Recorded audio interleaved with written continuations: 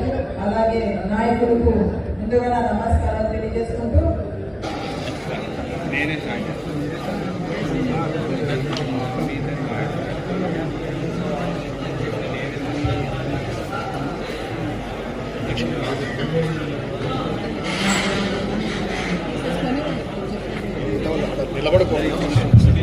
దయచేసి కార్యక్రమాన్ని అందరూ కూడా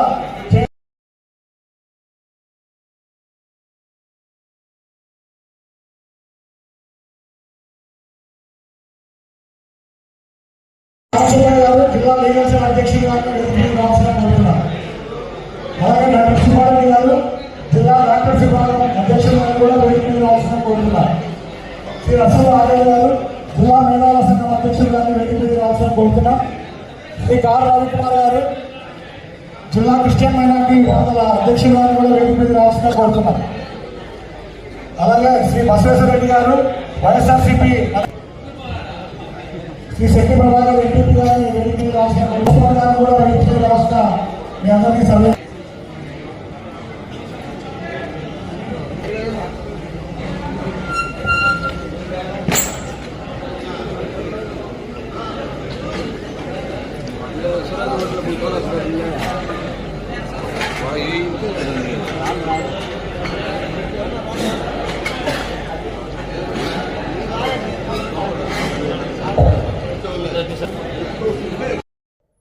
కమిటీలన్నీ పంపించిన వాళ్ళందరికీ ధన్యవాదాలు. కాబట్టి ఎవరెవరు ఇంట్రెస్ట్ ఉన్నారో ఆ పేర్లు మన ఆఫీస్ లో ఇచ్చిన త్వరగా ఈ కమిటీలన్నీ కూడా పూర్తి చేసుకుని గ్రామ కమిటీలు వార్డు కమిటీలు ఎందుకంటే మాకన్నా మీకు బాగా తెలుస్తుంది కాబట్టి మీ మీదే లంచం ప్రతి ఒక్క దానికి కమిషన్ ఏదైనా వదిలిపెడుతున్నారు. ఎక్కడైనా ప్రజల గురించి ఆలోచిస్తారా? వాళ్ళు దోచుకోవడం తప్ప బందిపోట్లలాగా ప్రతి ఒక్కటి ఒక సభ్యు ఈ కమిటీ ద్వారా ప్రతి ఒక్కరికి ఈ సమాచారాన్ని ప్రతి ఒక్కరికి చేర్చాలంటే మనం ప్రతిష్టగా మనం ప్రతి గ్రామంలో బలంగా ఉండాలి మన క్యాడర్. సో ప్రతి ఒక్కరు కూడా వైఎస్ఆర్ కాంగ్రెస్ పార్టీకి సంబంధించినటువంటి సంస్థాగత నిర్మాణాన్ని దృష్టిలో పెట్టుకొని పార్టీ బలోపేతానికి కృషి చేయాల్సిందిగా మా ప్రియతమ నాయకులు శ్రీ జగన్మోహన్ రెడ్డి గారు ఇచ్చిన ఆదేశాల మేరకు ఈ మీటింగ్ ఏర్పాటు చేసుకోవడం జరిగింది. మరి పరిశీలకులుగా వచ్చినటువంటి కల్పలత రెడ్డి గారు అలాగే భూమా కిషోర్ రెడ్డి గారు ఇద్దరు కూడా మన పార్టీ బలాబలాల్ని పెంచుకోవడం కోసం భవిష్యత్తులో ఏ విషయం మీదైనా సరే పార్టీ నిర్మాణంలో చురుకైన పాత్ర వహించే వాళ్ళందరినీ కూడా గుర్తించాలి, గౌరవించుకోవాలి, భవిష్యత్తులో వాళ్ళందరినీ గౌరవించుకోవాలనే ఉద్దేశంతో ఈ సంస్థాగత నిర్మాణంలో వాళ్ళందరినీ భాగస్వామ్యం చేయాల్సిందిగా జగన్మోహన్ రెడ్డి గారి ఆదేశాలు ఇవ్వడం జరిగింది. ఈ పార్టీని తిరిగి వైఎస్ఆర్ కాంగ్రెస్ పార్టీ జెండాని నంద్యాలలో ఎగిరే విధంగా మేము ప్రణాళిక సిద్ధం చేసుకుంటున్నాం. ఈరోజు కూటమి ప్రభుత్వం ఏర్పడిన తర్వాత ఒక కొత్త పందానికి తెరదీసినారు. ఎప్పుడూ లేనటువంటి రాజకీయాలని ఈ రోజు మనం చూస్తున్నటువంటి పరిస్థితి. గతంలో జగన్మోహన్ రెడ్డి గారు పార్టీలకి సంబంధం లేకుండా కులమతాలకి సంబంధం లేకుండా ప్రతి ఒక్కరికి పేదవారందరికీ కూడా న్యాయం చేయండి, ప్రతి ఒక్కరికి న్యాయం జరగాల్సిన వాళ్ళందరికీ న్యాయం చేయాలనే ఉద్దేశంతో ఎక్కడా కూడా ఎవరికి ఏ వివక్ష లేకుండా ఈరోజు మేము పరిపాలించడం జరిగింది. మరి ఈరోజు కూటమి ప్రభుత్వంలో ఎంతో దారుణంగా ఆఖరికి రైతులను కూడా విడదీసి వీళ్ళు వైసీపీ పార్టీ రైతులు వీళ్ళకి యూరియా ఇవ్వకూడదు, లేకపోతే నీళ్ళకి ఇబ్బంది గురి చేయాలి, లేకపోతే ప్రతి దాంట్లో కూడా ఈరోజు డీలర్లని కూడా పార్టీలు అంటించి, లేకపోతే అంగన్వాడీ వాళ్ళకి పార్టీలను అంటగట్టి, లేకపోతే ఈవెన్ పొదుపు గ్రూపుల వాళ్ళకి పార్టీలను అంటగట్టి ఈరోజు వాళ్ళందరినీ కూడా కేవలం డబ్బు అక్రమంగా సంపాదించాలనే ఉద్దేశంతో వీళ్ళందరి పేరు చెప్పుకొని వాళ్ళ పోస్టులని ఈరోజు అమ్ముకుంటున్నటువంటి పరిస్థితి. నాయకుల మీద కూడా తప్పుడు కేసులు పెడుతున్నటువంటి పరిస్థితి. ఈరోజు ఎప్పుడు లేనటువంటి విధంగా అన్యాయంగా మహిళల మీద కూడా ఈరోజు అటెంప్ట్ టు మర్డర్ కేసులు పెట్టినటువంటి పరిస్థితి. మరి ఇంత దారుణానికి దిగజారుతున్నటువంటి ఈ పరిస్థితిలో పెద్దలందరికీ కూడా ఒకటే తెలియజేస్తున్నా, భూమి గుండ్రంగా ఉంటది, మళ్ళీ మాకు అవకాశం వస్తుంది. మాకు అవకాశం వచ్చిన రోజు మాత్రం ఎవరిని కూడా వదిలిపెట్టే ప్రసక్తే లేదు. ఖచ్చితంగా దీనికి బాధ్యత వహించాల్సింది అధికారులు కూడా బాధ్యత వహించాల్సిన అవసరం వస్తుంది అని చెప్పి కూడా అధికారులకు కూడా తెలియజేస్తున్నాం. ఈ రోజు కూటమి ప్రభుత్వంలో పెద్దలు చెప్పినారని చెప్పేసి మీ ధర్మానికి విరుద్ధంగా మీరు వ్యవహరిస్తే మాత్రం ఖచ్చితంగా అధికారి 100% బాధ్యత వహించాల్సి వస్తుంది. కానీ 100% మేము కూడా దృష్టిలో పెట్టుకుంటామని చెప్పేసి కూడా ఈ రోజు అధికారులకు కూడా తెలియజేస్తున్నా.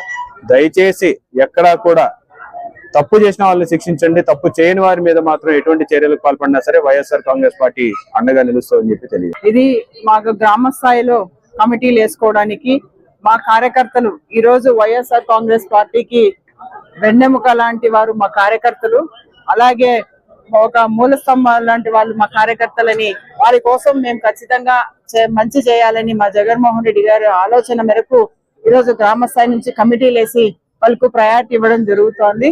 అదే విధంగా ఈ రోజు రాష్ట్రంలో చూస్తే ఈ మన సంక్రాంతికి మద్యం ఏరులై పారింది.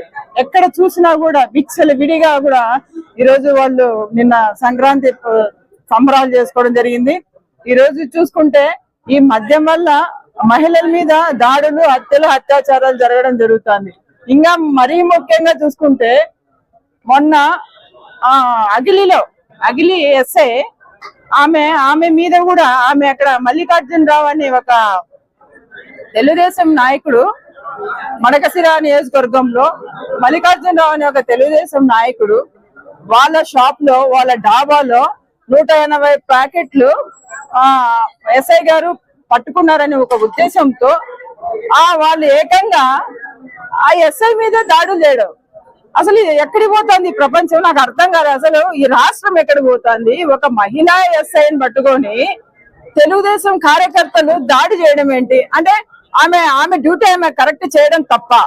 అంటే తను ఏదైతే పోలీస్ గా ఉందో, తను డ్యూటీ చేస్తుందో ఆ డ్యూటీలో భాగంగానే ఆ రోజు ఆమె అక్కడ ఏవైతే మద్యం ప్యాకెట్లు దొరికాయో దాన్ని తీసుకున్నారు. దాన్ని పట్టుకోవడం వల్ల ఏకంగా ఆమె మీద దాడి చేసి ఈ రోజు ఇంత నీచానికి దిగి జరుగుతున్న ఈ ప్రభుత్వము చూసి కూడా ఈ రోజు హోమ్ మినిస్టర్ గారు గాని అలాగే ముఖ్యమంత్రి గారు గాని ఎక్కడ స్పందించరు. ఎందుకంటే చేసేది వాళ్ళ కార్యకర్తలు, వాళ్ళ నాయకులు కాబట్టి వాళ్ళకు మళ్ళీ వాళ్ళు గొప్పగా ఏం చెప్పుకుంటారు, మహిళల మీద ఎక్కడైనా ఏదైనా దాడులు జరిగితే మేము వెంటనే స్పందిస్తాము, అదే వాళ్ళకి ఆఖరి రోజు అంటారు. ఈ రోజు చూసుకుంటే ఆమె మీద దాడులు, ఎస్ఐ మీద దాడులు, అలాగే అంటే ప్రభుత్వంలో పనిచేసే పోలీసులకే రక్షణ లేకుంటే ఈ రోజు ఈ మద్యం సేవించి ప్రజల మీద, మహిళల మీద ఇన్ని దాడులు జరిగే మిగతా వాళ్ళకి ఎక్కడ రక్షణ ఉంటుందని ఈ సందర్భంగా మేము తెలియజేస్తున్నాం. ఇప్పటికైనా ఈ ప్రభుత్వం ఈ మద్యాన్ని అరికట్టాలి. లేదంటే ఎందుకంటే ఈ దాడుల్లో ఇంత విపరీతంగా దాడులు చేస్తే కూడా ఇంకా రాబోయే రోజుల్లో మేము కూడా వీళ్ళ మీద అంటే ఇంకా మా కార్యాచరణ కూడా సీరియస్ గా ఉంటుందని తెలియజేస్తున్నాం. ఏవైతే ఈ మద్యం సేవించి మహిళల మీద జరుగుతున్న దాడులను వీళ్ళు అరికట్టి వాళ్లకు కఠినంగా శిక్షించాలని ఈ సందర్భంగా తెలియజేసుకుంటున్నాం. ఈ రోజు కూటమి ప్రభుత్వం అధికారంలోకి వచ్చినాక దీన్ని కూటమి ప్రభుత్వం కూడా అనకూడదు. ఎందుకంటే ఇది బందిపోటు రాజ్యం లాగా తయారైంది. ప్రజల్ని పలు విధాలుగా ఎన్ని దిక్కుల నుండి దోచుకోవచ్చో అన్ని విధాలుగా దోచుకుంటారు. ఒక పక్క ఇసుక, మద్యము, తర్వాత ప్రతి ఒక్కటి రేట్లు పెట్టి ప్రతి ఒక్క దాంట్లో దోపిడీ అయిపోయింది. ఇలాంటి దోపిడీ చేసే వాళ్ళని ఏమంటారు? బందిపోట్లే అంటారు. ఈ రోజు ప్రజల్ని కాపాడుకోవాల్సిన బాధ్యత ప్రతిపక్షంగా వైఎస్ఆర్సీపీ పార్టీకి ఉంది. అందుకే ఈ రోజు ఇదొక జగనన్న సైన్యం లాగా ప్రతి ఒక్క కార్యకర్తను కూడా ఈ రోజు తీసుకొని రేపు రాబోయే రోజుల్లో ప్రతి ఒక్క వీళ్ళు చేసే దోపిడీని అరికట్టడానికే ఈ రోజు ఇది. ఈ రోజు మన నంద్యాలనే చూస్తున్నాం. ఫరూక్ గారు న్యాయశాఖ మంత్రి ఎక్కడ న్యాయం చేస్తున్నాడు? ఆయనకు కనీసం ఈ అర్హత ఉందా? న్యాయశాఖని పెట్టుకోవడానికి అర్హత ఉందా? ప్రజలకు న్యాయం చేయాల్సింది పోయి పార్టీల పేర్లు చెప్పి విడదీసి ఈ రోజు రైతుల్ని మోసం చేస్తున్నాడు. ప్రతి ఒక్క దాంట్లో ఒక సామాన్యుడికి ఏదైనా పెన్షన్ రావాలన్నా ఇంకొకటి రావాలన్నా విడదీయడము, ప్రతి ఒక్కరికి అన్యాయం చేస్తున్నాడు. ముందు ఆయన ప్రజలకు న్యాయం చేయాల్సిందిగా కోరుతున్నాం.